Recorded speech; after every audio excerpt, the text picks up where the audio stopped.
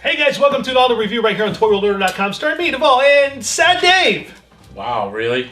What? Wow. That's what people know you most like, as Yay. He's sad, sad Dave. I will walk away. No, don't walk away. Don't go away. You know, we're here.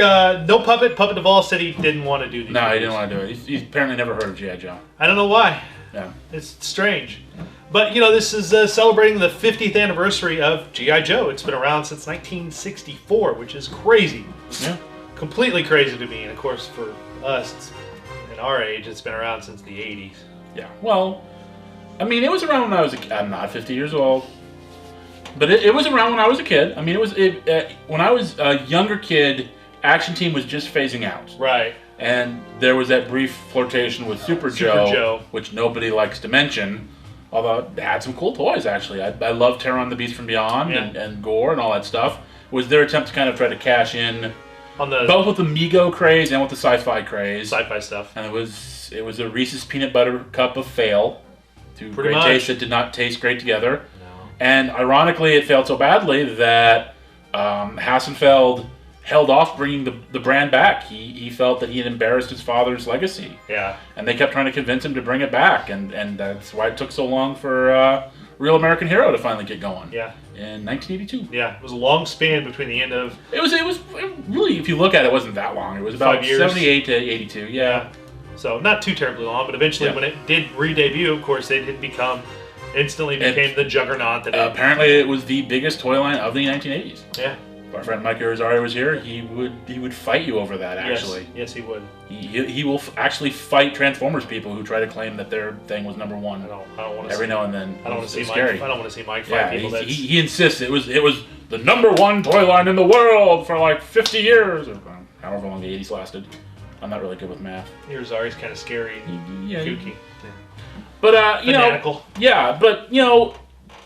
G.I. Joe is kind of a special thing, I think, especially for people like us, collectors.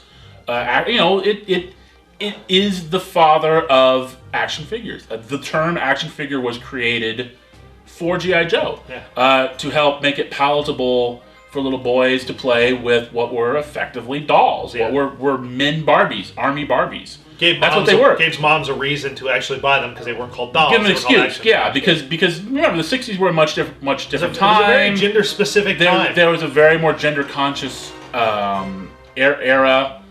People were really sensitive about stuff like that. A lot of what we take for granted or what doesn't really bother us that much these days that we accept was very sort of shunned and very sort of bad. And the idea of a boy playing with a doll was really kind of frowned upon. And so they created the idea of the action figure, and it was unique. It was a unique concept. Before that, Toys for Boys had been they'd had soldier figures, but they were lead or tin. And then after World War II, they became the little plastic army men that we all know and love. But the idea of an army guy that you can pose and you can accessorize, because the inspiration really was Barbie. It was Barbie. They wanted to make a Barbie for boys. Yes. And if you've ever played with a 12-inch G.I. Joe, or any 12-inch knockoff since then, you know how much fun it is to kind of give them their own gear and their own weapons and their own stuff, and it becomes your figure. And it's an action figure, and that's one of the reasons that I love G.I. Joe. Almost every incarnation, with one or two noteworthy exceptions, extreme, have the articulation, and you can play with it how you want to play with it. It's not like an army guy where there's the guy who always has the mine detector, and that's all he ever does. Yeah. And there's the one guy who's just lying down holding the rifle in front of him. You could do anything, and it was yours, and it was your story, and your adventure, and your figure. And I think, the original Joes actually didn't have names and personalities. So again, you got to project who these guys were. You got to create these characters in your mind. Yeah. And like I said, everything that has sprung from that in the 50 years since, we are sitting here in a mecca of G.I. Joe's children. Really. I mean, everything. Everything. Everything from... And in fact, literally, if you know the story, and I'm sure most of you know the story about how... Everything from Police Academy to Power Lords to Rock Lords to GoBots. To even... Masters of the Universe. Masters owes its existence to G.I. Joe. Very much They so. all do. Very much so. And, obviously in the literal sense, as I said, most of you probably know the story about how, I'm going to pronounce the name wrong, Henshin Cyborg Yeah. was a Japanese variant of G.I. Joe, and they created a story where this translucent cyborg could shrink, and that became Micronauts, which was brought over here by Mego in the 70s. And then the Micronauts occasionally ran into these robots that could transform into like a tape player or a Walther PPK or a laser gun. I don't know. I think the trucks were a different toy line. They all kind of combined them together. But Transformers was part of its origin. To G.I. Joe. Some of the most iconic characters are related directly to G.I. Joe. So I really think that the fact that this is the 50th anniversary, it's more than just the fact that it's the 50th anniversary of G.I. Joe. It's the 50th anniversary of our hobby, of this whole pop art toy line institution of our childhood. Something that I think is fading, which is sad. And why don't you show them what we got? What brings us today... The whole point of our gathering here today is because we're actually taking a look. Hasbro did in fact finally produce some things, some product for the 50th anniversary of G.I. Joe. And today we're actually looking at the Danger at the Docks box set from Toys R Us. Now this is the regular mass production. Yeah, this is the retail set. The Comic-Con, San Diego Comic-Con had an exclusive set that was different. The Vamp was tan, and Flint was in his regular colors, his classic colors. Yeah. And then the Night Landing set was black, and then the eel was black. Yeah, the eel was different, and I think he might have even been a different figure. I'm not 100% sure on that. I've seen pictures. They looks physically different than the eel that came with this set. It's pretty interesting that they would do that too, because this, like we said, this set has the vintage colors for the Night Raft, for the Night Landing Raft and the eel. And the eel, whereas the Comic-Con exclusive had the vintage colors on the Vamp and on Flint. The second Vamp, and then the standard Flint colors. So it should have been actually... And in fact, I've seen people try to organize trades to get one scheme or the other. Oh, yeah. Because some people want this color Vamp, some people want the... Yeah, some people want it all to be vintage colored, and some people want it all to be new colored. Yeah, so... it's pretty cool. I mean, because they took some care and some love into the box. I mean, which is sad, is because they did the great G.I. Joe 50th anniversary logo there, but we're seeing very little product for the 50th, so that's kind of sad that they spent all this time to design this new logo for the 50th, and then it's like, oh, it was just a couple of handful throwaway products. And that's sort of my point. It's really heartbreaking that what we're getting are either things that they've already made. I mean, basically just recolors or reissues. Yeah. And then a handful of the newer product are things they were going to make. They were in the process of making, and then they pulled the plug. Right. In the next review, we will see one or two figures that are what Joe guys know as concept case figures. Because at JoeCon, traditionally when Hasbro shows up, and they didn't even show up this year. Yeah. There's a display case, and they put all the figures that they're working on or were working on to kind of tease you. And those are the concept case. Those are the figures that they're thinking about doing or we're going to do. Right. And we did get a few of those, very small handful, but it's mostly just rehashes. And you can argue that some of them are very rare, harder to find figures, or very cool figures, and that's a legitimate point. But ultimately, I mean, you really look at G.I. Joe, Adventure Team, even Super Joe, even real, years and years of Real American Hero, Sergeant Savage, Extreme, and then all the variations of Real American Hero that came afterwards, the movies, and Resolute and Renegades, and what it all boils down to are really some things that they kind of cranked out at the last minute because they were surprised, because they suddenly realized there was some demand for product. Yeah. And it's heartbreaking, and I really wanted to get that out before we talk about the product itself, because the product itself looks pretty good. Because 50th only comes along once. Yeah, it's a one-shot thing, and the odds that there will be a 75th or even a 100th, I don't know. Yeah, I mean, the way the hobby's changing, so this could have been something special. Yeah. The box, of course, like I said, is really good. I mean, it's really well done. Of course, and I like the fact that they kind of went almost kind of vintage style, where you can actually see the pilots in the little window here, which is kind of cool. Beautiful artwork on the front, just beautiful. Kind of harkens back. They really haven't done a whole lot of toy boxes in my recent memory that have, most of the time, they've been the actual toy like photo. either a photo or a window. Yeah, this actually is a digital art. I mean, it's it's not painted in the sense that it was classically, but it's very much in that same style where it's a very much artistic take on what is inside the box, which is really cool. It's very eye-catching. It's very grabs your eye really good. That's pretty cool. I do like it though. It's very nice. Of course, some great graphics. There's a Snake Eyes up here in the corner for. Of course, because it's Snake Eyes. It's the Snake Eyes. guy. Yeah. And then the back, of course, you get a more detailed idea of what's in here. A better look at the not only the vehicles and the pilots themselves, but also the amount of accessories that are in this. Because there's a weapons locker that was going to come with the Night Landing set. Yeah. Because the Night Landing set was going to be released for part of the movie line, for part of the Retaliation line.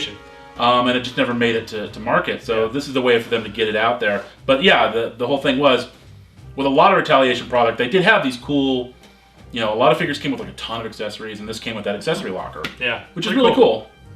Pretty cool. Would have been neat, but we're finally getting it. So we are getting it. So that is a good thing. I mean, it's not all bad. No, it's not all bad at all. What do you say, Dave and I are going to pop the tape on this and open it up and put the vehicles together, and we'll give you all a good look at it. Jason will get to put stickers on. Jason likes to put stickers on. Well, what do you say we pop the tape and we'll take a look? All right, sweet. Cool. All right, we've got the set out, and we've got everything I would say everything put together, but Hasbro's done most of the work for us, and that made me sad. Oh. Like the Vamp, there was only a few things that you had to put on, and everything else was... I couldn't put the wheels on, or the headlights on. Remember back in the old day, you'd have to put all the little fine details like the headlights on, and all that was together. You just had to put the... here, we'll move Flint out of the way. Come here, Flint.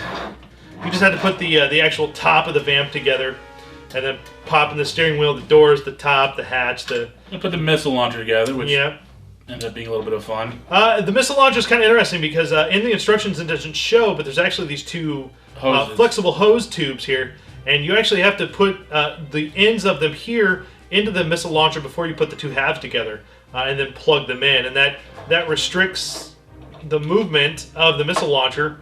So it can only move far left and far right, of course.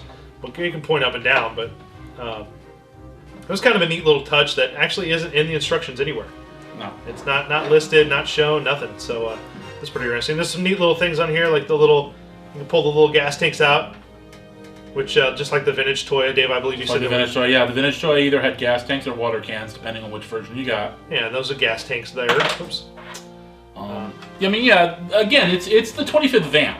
Right. And they did a good job with it from the beginning. Oops. I mean, you've got the doors. I pulled the door off. Okay, well, the doors always came off. I know. The hood opens up, yeah, so you can see the engine. See the engine in there. One of the nice little details that they always did was that the entrenching tool, which had been part of the mold in the vintage toy, now has an actual piece that comes off. Yeah, you can actually pull the little entrenching tool off there. It just clips right onto the front there, which is kind of cool.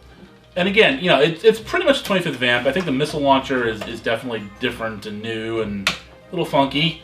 I like the colors. I mean, the main thing is the color scheme is different. It's got a kind of an urban camo color, which I really like. Yeah. It's one of the reasons that I actually preferred this one to the Comic-Con set. Yeah. For the different colored Vamp. It's very much Retaliation colors. Yeah, I can see that. Kind of the same type of color scheme and whatnot they used for Retaliation. For a lot of the toys, yeah. Yeah. Was this very strange kind of computerized camo. It's a modern urban camo, yeah. Yeah, so... it's cool though. I like the Vamp. I can see why you're a big fan of this vehicle. Yeah, it's a neat toy. It's a cool vehicle. Dave has a very large Vamp collection. I have most of them. I don't have all of them, but I have most of them, including the Action Force ones. Yeah, I have the Action Force, the Panther. Yeah, the Panther. It's pretty cool. There's a little hitch on the back of the Vamp, which was that again. That's a classic thing. Yep. I mean, a lot of there were a lot of vintage toys that were designed basically to be towed. I think the original HAL. There were several toys that were basically they would hook into the hitch on the Vamp or the Stinger. I gotcha. Can't remember if the original hitch tank had a hitch or not, but that's pretty cool. Yeah, they had a lot of the ASP for Cobra was designed to be towed. The what? The ASP. Nah. Neat. Yeah, that was always a neat little feature that again they just don't make a lot of use of in the 25th line. Yeah. Yeah, what do you do? Because I remember as late as the Road Toad and the Coastal Defender could be hitched up. Yeah, and of course the missile launcher, the missiles here are removable. Yeah. So you can't fire them. Now there's some debate about turn it so that they can see the top of the missile box. Sure. Seems to be some debate. The instructions make it look like what we have on the bottom of the thing is supposed to be on the top. Supposed to be on the top. I made the executive call because I'd read about it to use the more detailed piece for the top of it because it also kind of bumps into the rack. Right. The Y-shaped piece that holds the launcher. So I just decided to. I mean, technically it's flipped around like it shouldn't be, but right. I actually think that's the right way to do it. It's a cool vehicle though when it's all put together, and it does have. Of course, there is a. I'll show you here. There's a sticker sheet. So you do get a sheet of stickers. And as Jason noted, and as people have noted, a lot of black stickers for a very black and dark gray vehicle. Yeah, kind of silly. Which don't really show up very well. Well, and especially with the clear, when you pull these stickers off, of course, the backing behind the image is clear. So when you put it on something like that's black, the image is black. Here's the thing: it's the same sticker it. sheet for the tan one. Right. And it's probably literally the same sticker sheet for the tan one. Yeah, probably. I did notice like the headlight stickers here. For the front, the instructions like these are already on when you get it, and I'm guessing originally they should have gone underneath. The sticker should go underneath, and then the clear piece. Or they just didn't have clear pieces. I mean, yeah, that's the other thing. But the stickers in the instruction manual show you to put this piece here right across the front of that clear piece, which cuts out the whole point of the clear piece. So, and of course, with the Vamp, you get our classic. G.I. Joe instructions for the danger of the dock. That I mean, you can see basically this is all that I had to do to it was put on these few pieces here. But one nice touch is that they do on the other side the classic blueprints. Yeah, you get the classic G.I. Joe vehicle blueprints, which is pretty cool. Because that's I think that's been missing in a lot of the more modern vehicles. Yeah, they stopped doing it for a while, and that's kind of sad. These were always fun as a kid because you could collect and you could keep the instruction sheets. It gave you a reason to keep them and collect them. And a lot of these ones from the vintage line are hard to, are kind of sought after now, which is kind of cool. But it's just a neat in-world, like you know what the name of the guns were, what kind of missiles they used, and that was always kind of a neat detail. It made it more real. Yeah. Well, let's take a look at at our little night landing here, our little Cobra vehicle. Which is nice. I thought what was interesting on this is that the numbers here in the vintage. I remember the vintage. These were stickers. Yes. And these are actually part of. I wouldn't say part of the mold, but they're painted on. They're painted on there, which is kind of cool. This is a neat little vehicle too. I always wanted this as a kid, just because I thought it was a very interesting little boat for. It could float, if I remember right. Yeah, I believe so. Yeah, I don't know if this modern one can still float, but probably. The vintage one could float. You could put it in the pool or in the water and. In the tub, you can take your Joes in the tub. I always thought that was weird. Yeah. I don't want my Joes to see me naked. Fair enough. Yeah. A little machine gun on the front there. That's my machine gun noise, Dave. And then the oars, of course. In the vintage one, the oars, you could pop the oars off. These seem like they're pretty well in there. Yeah. And I don't think they're going to pop off anytime soon. So. Well, don't try. No, I'm not going to. And then, of course, you get the little motor back here with the propeller. The little spinning propeller there. And again, you can't really tell on camera, but on the sides here, right here is a sticker with some warning details for the engine, and of course it melts right in with that black because all the words are black, and it's kind of silly. But it's cool that the night landing does come with a little radio. You get a little. The vintage one did too. Yeah, you get a little radio. Your Joe, your Cobra eel can carry around, and that could just sit in the night landing there. That's pretty cool. I mean, it's a very this is the relatively the more simplistic of the two vehicles, of course, as it was in the vintage line. It was a very simple vehicle that was it was a very low price range vehicle. It was kind of an entry vehicle for parents to buy for their kids. I don't even think the vintage one came with anyone, did it? It was just no, it didn't. Yeah, it was just a vehicle. Just the vehicle itself, which was kind of cool. The vehicle, the radio. I think it had a few extra accessories, a few guns and some of that stuff, which I think is going to be coming up in the locker. Yeah, which I will let you talk about because that we got the locker. Yeah. We actually did not really. I mean, I opened it and looked, but none of this stuff has been taken out. So this is all the first time we're. It's the first time it's being dumped out. And there's a lot of crap. There's a lot of gear. Holy crap! Viper rifle. Oh, that's a lot of. That's low light little night vision scope. Oh, interesting. Which we'll get to in another. Is that a Road Pig's hand crossbow? Oh, I'll be darned. Did we ever get a Road Pig in the vintage? Yes, there was a Dreadnought 7. Oh, I'll be darned. Little Steyr AUG. Oh. This is another gun that they use a lot with the Cobras, and it's got the big silencer on it. That's cool. Suppressor is what you're really supposed to say. Gotcha. Got a variety of Knives. Variety of knives. Yeah. There's another knife. Oh, a little bitty knife. Got an axe. This got used a lot with Rise of Cobra figures. Boy, did it. Yeah. A lot of the ninjas came with that axe, didn't they? Another spear gun. Another eel spear gun. Oh. So neat. Yeah. And we got the axe and we got the shovel, which I think were part of the classic set. Yeah. I gotcha. And another teeny tiny axe.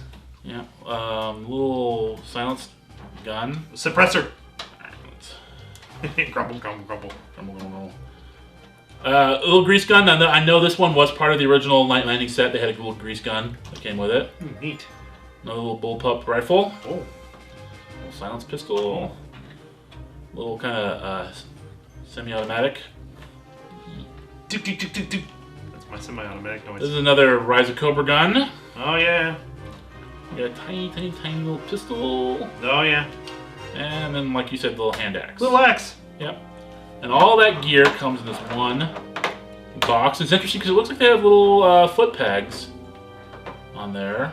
Yeah, they sure do. Yeah, for I guess the guy to stand on. That's kind of crazy. It's a little odd. Here's my problem with this. This is supposed to be the Cobra. This is supposed to go with this, right? Well, I don't know how literally the crate's supposed to go with the Night Landing set. Where's our eel supposed to drive? Huh? Huh, Hasbro? Huh? There's no room for the eel, Dave. Yeah, I don't know. Quite literal. But. That is cool though. I like that you get this nice big box of weapons and accessories and axes and. Yeah, like I said, with Retaliation, they included a lot of extra accessories with characters, and I think that was kind of a selling point for. Yeah, so I remember the few Retaliation figure reviews we did. There were every figure had a ridiculous amount of accessories. For one thing. And just like the Vamp, we get the nice little Night Raven. We get the Night Raft. The Night Raft instruction manual, and they show you where to put the stickers. Of course, there's nothing to put together on this one. It's just basically a sticker sheet. But on the other side, you do get the blueprint, which is cool. And they give you, I believe the weapons they show on the blueprint are what actually came with the vintage one. I would imagine. Probably. Yeah. So those few weapons they show there, like the knives and the shovel and stuff, are what the grease gun. The grease gun, all that came with the vintage. With the vintage one, so that's pretty cool. I like the little. I love the little blueprints. I always thought those were a little fun. Yeah. And then of course we get our figures. So you get a nice little nice flint and Cobra Eel. Cobra Eel. I think what's interesting about these though is that the bases here have the gold. Yeah. Yeah, I noticed that. They have the gold for the 50th anniversary, which is kind of cool. Instead of it just not being non-painted like a lot of the display stands. Yeah, the display stands usually didn't have those painted at all. Yeah. The embossed part, the raised part, it was never painted. That's kind of cool. And of course, they've got their name on here. So this Cobra name, Cobra Eel, codename Eel. It's a Cobra name. And then of course, Flint's here is codename Flint. And the top of his, of course, is the G.I. Joe logo in gold, which is cool. Very, very nice. Very, very cool. I'll let Dave talk about the action figures because Dave knows more about the G.I. Joe line than I do ever. Well, we get the eel in his classic colors, the gray and the red, and he's got the little tubes that connect into the backpack. And as traditional, there's the little kind of rocket pack thing that pops off, which, becomes a pain in the butt as the figure gets a little older. He comes with two sets of flippers. There's this more modern, articulated flipper. Yeah, those are articulated. They actually have a little little pivot point on them, which is cool. And then he comes with the vintage, the classic style flippers, and those have the peg hole for the display stand. Yeah, but the new ones do not, though. The new ones do not. Yeah. He comes with 3 guns in the package. There's his classic spear gun, and a street sweeper, and then a little small semi-automatic machine gun. Oh, nice. Of course, the helmet comes off. We have all this black, so every time you put a gun in front of him, it's just like, where'd the gun go? And the helmet comes off, and he's got the little mast head. Oh, that was a nice little detail. Yeah. And of course, while you have to actually put the breathing tubes onto the figure, And of course, as we were doing this off camera, there was lots of cursing from Dave. Yeah, it kept popping out of the backpack. Yeah. Which was a little annoying. And I think the respirator comes off too, but I'm not going to mess with that. Oh gosh, no. Just in case. But yeah, he's got the full amazing range of 25th articulation. He's got the rocker ankles. Yeah. You know, it's just a really cool figure. But I mean, he's been done before a couple times. It's still the same basic wetsuit body that they've been doing for a long time, and then they added the shoulder pads to make it more eel-like. Right. And then the arms have the little gauntlet thing. As well as some more little details. Yeah, little details.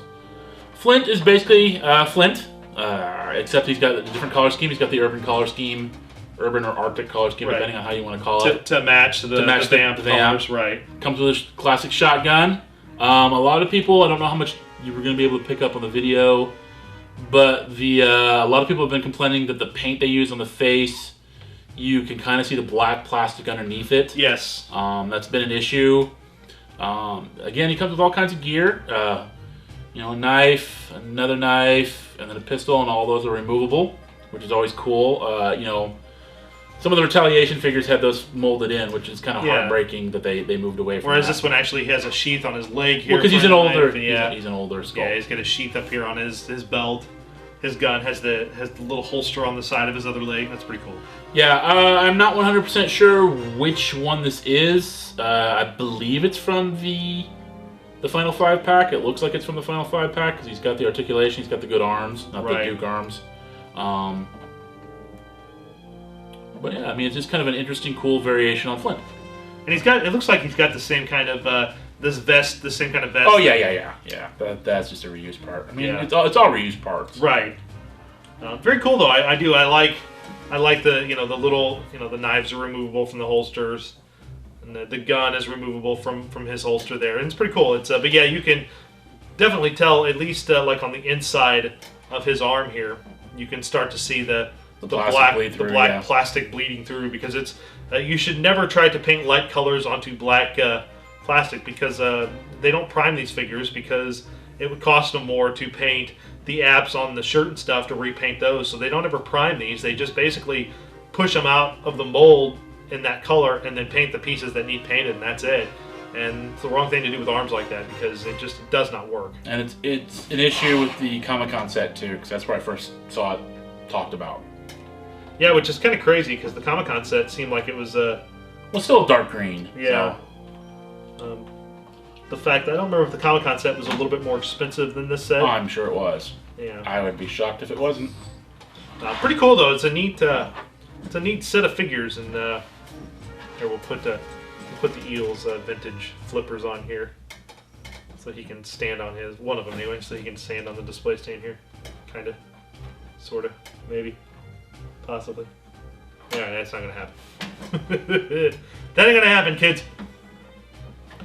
I like that the Eels got his guns up like, I'm fabulous. There we go. Oh yeah. Oh, boo! Boo hits boo. Pretty cool though. It's a neat. It's a neat vehicle and figure set for the 50th anniversary, I think. Yeah, and it's nice that they got the... I know a lot of people were really excited about the Night Landing craft when it was first shown off, and so it's nice that they found a way to get it out to consumers. Right. It is a Toys R Us Big Bad Toy Store shared exclusive, the regular set, and obviously the Comic-Con set. Yes. At Comic-Con, so good luck with that. But you should be able to find this set pretty easily at most of your Toys R Us's. The Comic-Con set, probably not. No, not the Comic-Con set, but this set. And as we're recording this, these things are showing up all over the country. Our Toys R Us has not quite gotten them in yet. We've only gotten the 2-packs, but a lot of other places have gotten these, and they've gotten the other vehicle set, which we haven't gotten yet. Right. And Big Bad Toy Store, which is where I got these from, has already gotten in their initial orders of everything except the Snowcat set, or the Ice Wolf set. So there you go, guys. Just a look at the awesome Danger at the Dock set, the shared exclusive from Big Bad Toy Store and Toys R Us. That, as Dave said, is hitting Toys R Us's pretty much now nationwide. They are hitting. They're getting out there, so people are finding them. So it's pretty cool. I do like the set a lot. I love the little the Foot Locker full of weapons and stuff. That's kind of cool that there was a Foot Locker in there. That kind of harkens back to the the original line, you know, when they sold the big Foot Locker for the Joes. Yes, it does. So I mean, I think that was intentional. Yeah, that's very cool.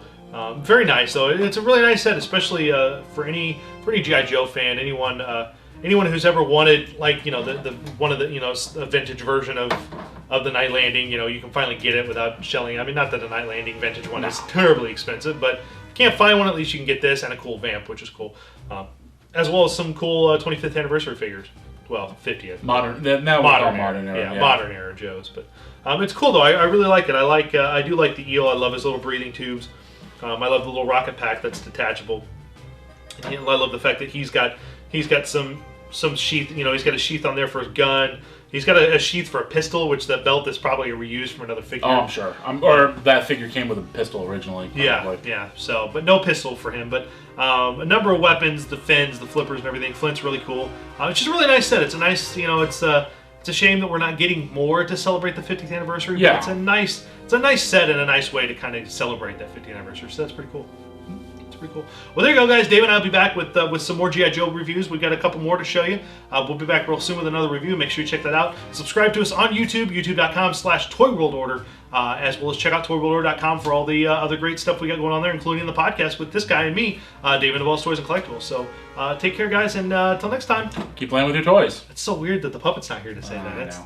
we're used to him, and he's like, blah, blah, blah, blah, blah. Me, moo. Yeah, me, moo. Well, he says more than me, moo. What? Yeah, he talks now. It's weird. What? Yeah, it's crazy. Crazy. I can understand him. Okay. I might be mentally. You might be. We'll see you next time, guys.